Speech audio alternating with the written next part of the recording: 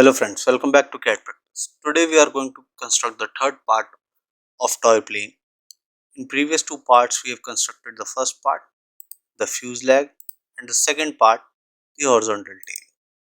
Now we are going to construct the third part, the vertical tail. Okay, so let's get started. Go to new, take a standard part in millimeter, and go to create. Now take here 2D sketch. Here we are going to select the top plane, rotate the view. Now take the ellipse, click here ellipse. From the center point, make a straight ellipse. Go to dimension. Here define this dimension as 25. Okay. The vertical dimension will be 50. Enter. Okay. Now here go to line and make one straight line. Go to vertical constraint, select this line, so this is straight now. Go to dimension. From center point, this distance will be 22.5. Now escape. Okay. I'll drag this dimension upside to make it more clear. Go to trim this outer profile, so this will be the final profile.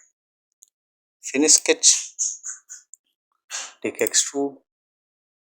Here take symmetric extrude and take distance of 8 mm. Press OK. Okay. Now select this face, go to create sketch, rotate, and here take the rectangle command, take 2-point rectangle, make the rectangle here, go to dimension, define this as 8 mm, okay, and define this as 30. Now from this end, this cutout will be at 25 mm. Now go to horizontal constraint, select this point and select this point. Now this is fully constrained. Finish sketch, take extrude, here flip the direction, so it will cut up to 8 mm and press OK. So this will be the through cut profile. Okay. Now here go to the fillet command, take fillet radius of 4, go to edge selection, select this edge, select this, okay, rotate, select this, okay, and press OK. Rotate this, so this will be the final output. Now we are going to give the appearance, so I'll take light red color. Okay. Now we will save this part. Go to save. So these are the previous parts.